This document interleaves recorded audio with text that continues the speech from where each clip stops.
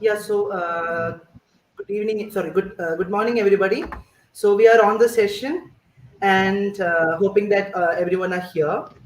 So today we are the fifth day of the multidisciplinary webinar series, jointly organized by Research Committee of Maharaja's College and IQAC of Maharaja's College. We have Dr. Rekha Raj. Let me introduce Rekha Raj first. Dr. Rekha Raj is a Dalit and feminist thinker, social activist, and writer. She is one of the pioneers of Dalit feminism in Kerala who started writing on caste and gender issues. She has delivered lectures in institutions like Christ University, University of Hyderabad, TIS, and many more. And she is presently the assistant professor of School of Gandhian Thought and Development Studies, Mahatma Gandhi University. She's also a writer, as I said. She has written a book titled Dalits 3 Idabedilugal in 2015, which was translated into Tamil in 2017. She was a guest editor of the Sankadita magazine, special issue on Dalit women in 2013. She has written many articles, especially in Economics and Political Weekly, Mathrubhumi, Samakalika Malayala Variga, and many more. She is a recipient of the very prestigious Rahana Award from Mojila Stri Padana Kendram of Alapura. So, without much ado, I invite Dr. Rekha Raj to deliver the lecture. Over to you, madam. Thank you. I don't know how to switch off my camera. So I'm on my data. Okay, ma'am. Can you see stop cam towards the end of the screen?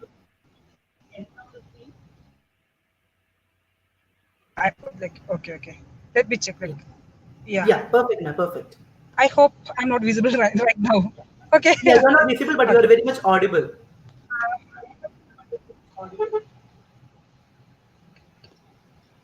Kelkamo. Yeah, you're audible. Hello. You're audible. You're audible. You're audible. Okay. Okay.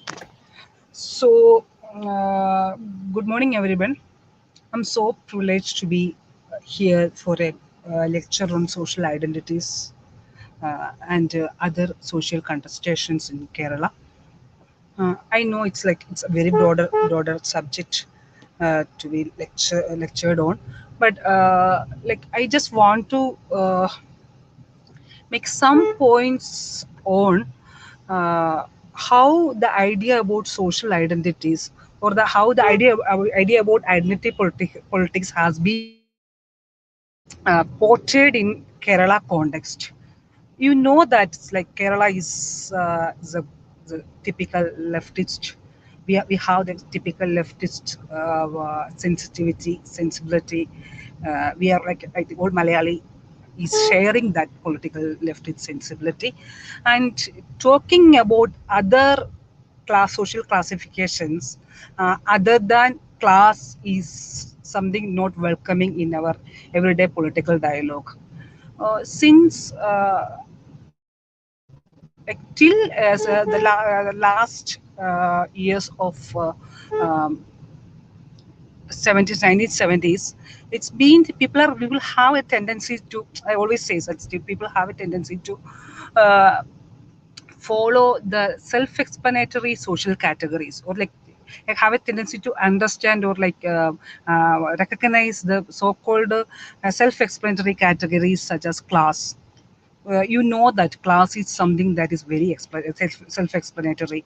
You can identify a poor person, you can identify a rich person by his maybe his appearance, his belongings and all that.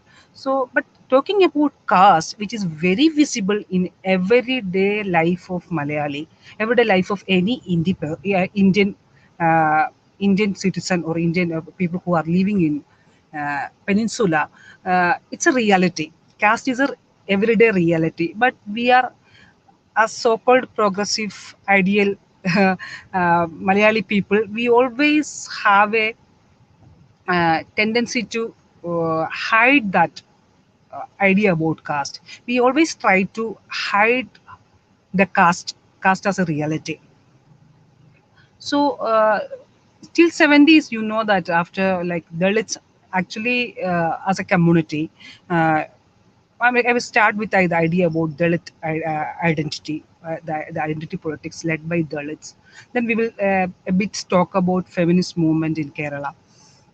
uh, this Dalit politics, or the idea about Dalit identity, that has a root, with root on, or like it start with the Reformation movement. The idea about the anti-caste sentiments actually starting with the Reformation movement, and we have a anti-caste sentiments in till 1940s, till the death of Ayangali, or like that kind of reformist icons. We had that the idea about caste has been central theme in Kerala. But after that, once these left groups have been into power, or left taken over the public sphere, we somehow, I'm not saying it's not somehow, ideologically we left caste behind us. We never tried to address caste, but then the emergence of the idea about caste and caste disparities or caste discrimination, the existence of very caste in the public sphere of Kerala, it has started during the late years of 1970, uh, with the emergence of social movements across India, like Chikpo movement or Adivasi movements and all that, we had have that reflection in our society as well. Then the 80s was the 80s was something like Dr. B.R. Ambedkar's writing has translated into Malayalam and in almost all regional languages in India. And the idea about Ambedkarism was also being a stimulating factor for talking about caste. So, the global phenomena that pave way for the new social movements, and the national, in the national scenario as well, there has the emergence of new social movements. And in Kerala, we have a reflection or replica of the same.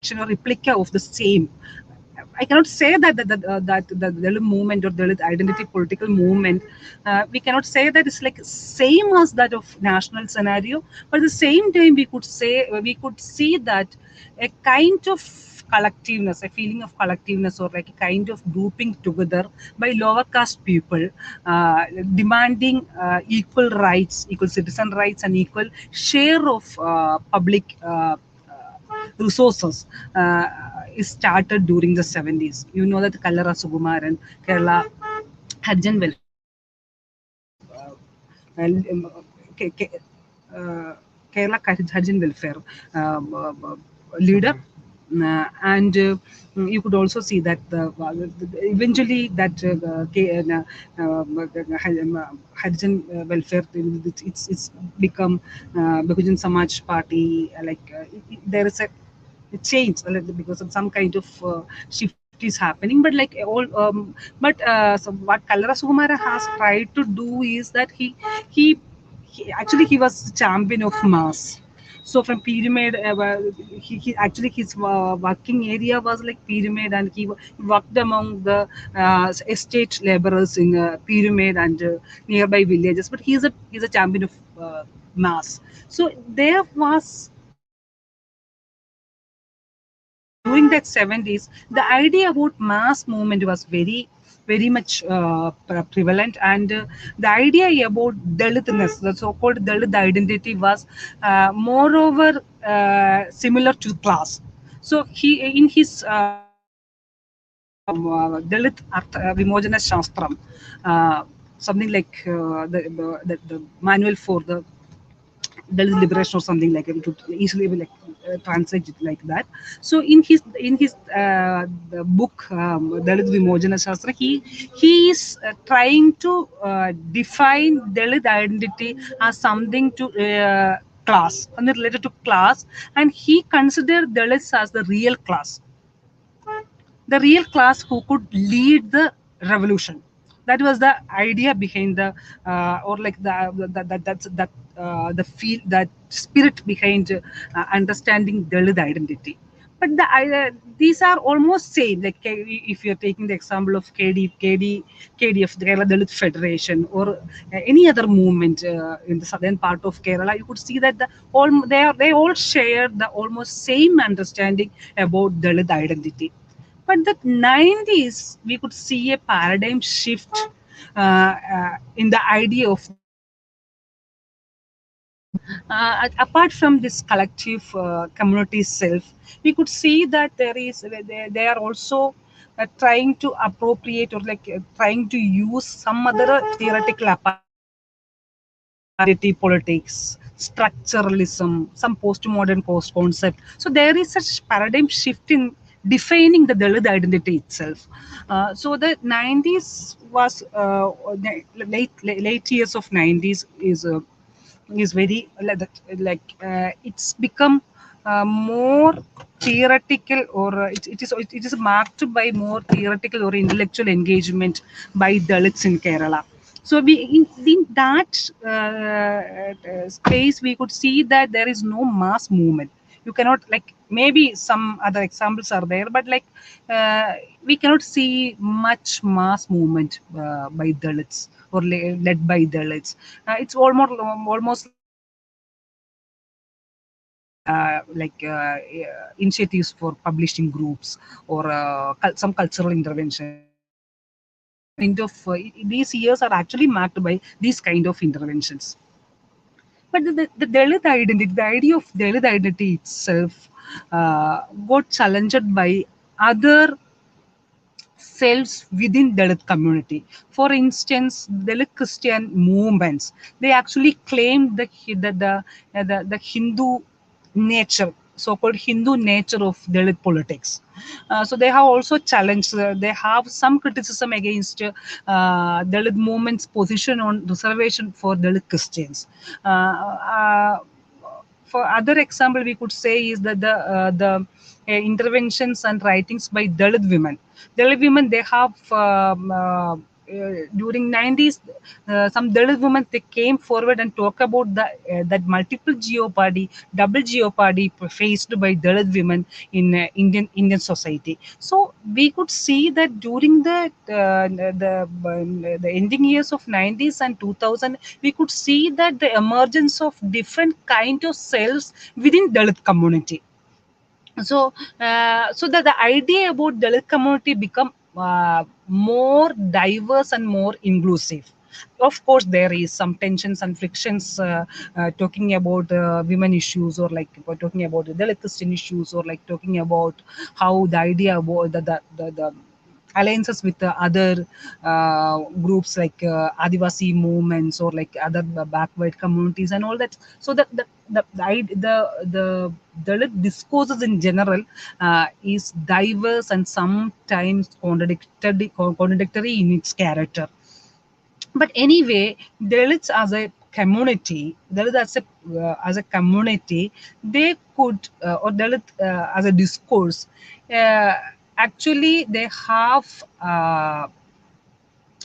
they could these discourses could put forward the idea that since then the idea about caste was something like it's a factor. You might have heard that like caste was a factor in that election. It was always considered as a factor. But apart from that, as a result of Dalit discourses in Kerala, the idea about caste becomes central to the public discourses. Nowadays, you cannot deny the idea about caste, the how the caste interplay is happening in our everyday or political life. So the contribution of Dalit discourses as a whole is the according to the Dalit critics, the idea of caste or the caste power relations are very central in India, and it is also reflecting in our both personal and public life of an individual. So we could consider caste as a major category to analyze each in Indian society. or like in Kerala, we have the discourse have put forward different arguments. I'm not going through that, but like let me give some instances to the major arguments in the discourses. Uh, One example is the idea about land. The land question. Land question has been the central theme of almost all Dalit debates and struggles in Kerala. You know that after 90s we could see a couple of land struggles led by different Dalit groups.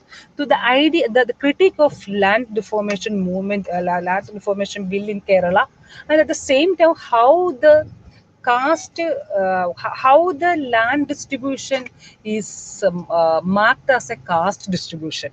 We could see that there is a connection between caste and land ownership in Kerala. So that was the major criticism leveled by the discourses in Kerala. The another criticism was how uh, yeah, for example, other criticism was the idea about reservation. Reservation was one of the major concern. The idea about reservation in private space, and how the Indian in Kerala educational system has been exclusive of Dalit community. The idea that you know that the aided college struggles that has been going on in Kerala. It talks about how the aided college, the aided colleges are functional as caste colonies, or as functional as in favor of dominant communities in Kerala. How they are making use of government fund to develop their own community interest. So that is another major argument. And there has been many arguments and many positions by Dalit debates and movements. I'm not going through it like in detail, but just for you to see how the arguments are given and raised during these periods. And gender identity, gender question was also a major theme during 70s in Kerala. You know that the historian like Sharada Mani or a couple of other historians, they have critiqued the so-called Kerala modernity as gender biased.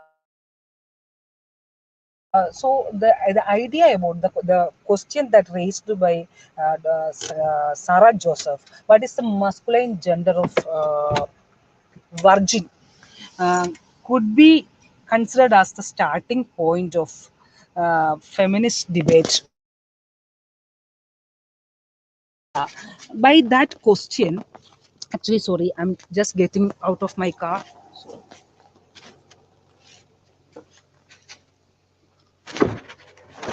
Okay, okay. Sorry, I was at hospital, so I had to. Uh, sorry. Okay. So the question is, so as I told you that the idea about what is the masculine gender of gene is could be taken as a sorry yeah, taken as a starting point of feminist discourses in Kerala. ഒരു വെബിനാറിലാണ്. Sorry, 1 minute. You and Chichi,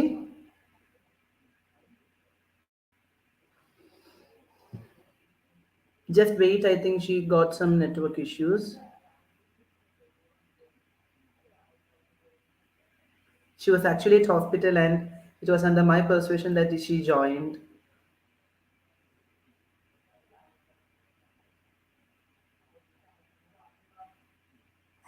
Please hold on, hoping that she will be joining back soon.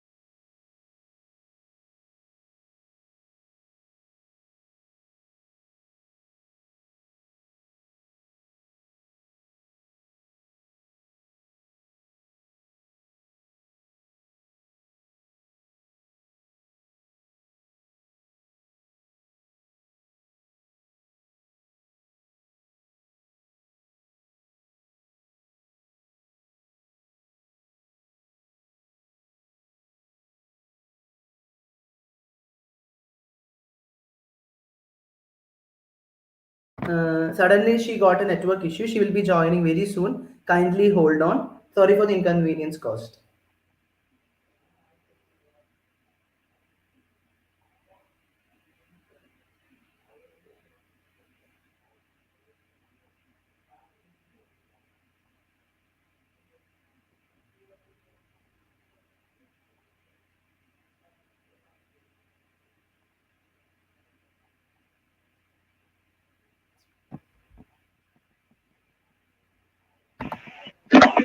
Hello. Yeah, Chechi, can you hear us?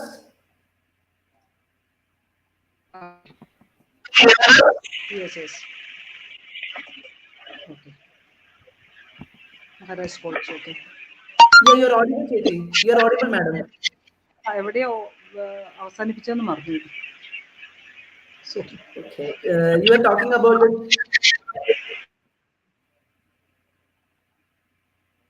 Okay. So the question raised by Sarah Joseph, what is the masculine gender of watching, could be the one of the major argument by the feminist movement in Kerala. Argument or the other question could be, I'm not saying that these are the only questions raised by feminist movement. The other important question for us, at least for me as a feminist who is thinking about thinking and writing about Kerala, is the question raised by Nalini Jamila. She was asking uh, how how much a housewife how much a housewife is experiencing freedom. So is how a housewife is really experiencing freedom when compared to a worker. So the her question is like whether the housewives are really enjoying their life. That is the question. So that question in effect challenges the idea about a heteronormative family, or like our other ideas like monogamy, like or question she was talking about how the male female relationship in our society has been functioning as a power relation where the male gets dominated, or like the women are oppressed or submissive within the institutions like family. And the other arguments or the other interventions we could trace is the entering of queer community in Kerala. So, being a very moralist, heteronormative society, the emergence of new political identities such as transgender, queer identity, or new sexuality identities actually challenged the so called progressiveness of Kerala, and how we have been oppressive towards the alternative sexualities, alternative genders, and how we are very hesitant to address gender fluidity. So these are the three major concerns or interventions or arguments made by feminist movement in Kerala. It's in a way, no, no, I need to add one more. The idea about caste patriarchy, Brahminical patriarchy, the other major question raised by Dalit Bahujan feminists in Kerala. They also itself is excluded the experiences of marginalized women in Kerala, and how the multiple geopardy faced by Dalit Adivasi, some other backward community women are not much articulated in feminist discourses, and how the role and contribution of Dalit women has been subsumed in feminist historiography in Kerala. So these are the major questions raised by different socio-political groups, identity groups in Kerala, and of course it has challenged the feminist practices in Kerala. At the same time, it's helped to democratize the feminist movement movement and discourses in Kerala. So I end up here. I stop here, and I hope that there will be questions and there will be comments and feedback. So looking forward. Thank you, and thanks for the invitation.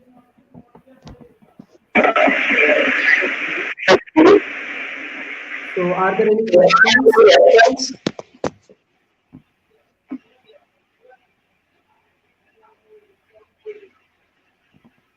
We shall wait for some minutes. If there are no questions, we can wind up. I understand that you're so tired and you're so unwell, and that is why. And first of all, I would like to thank Rekha ma'am for being with us before a vote of thanks anyway. Thank you, Anup. Thank you. It's my pleasure. Yeah. So, are there any questions?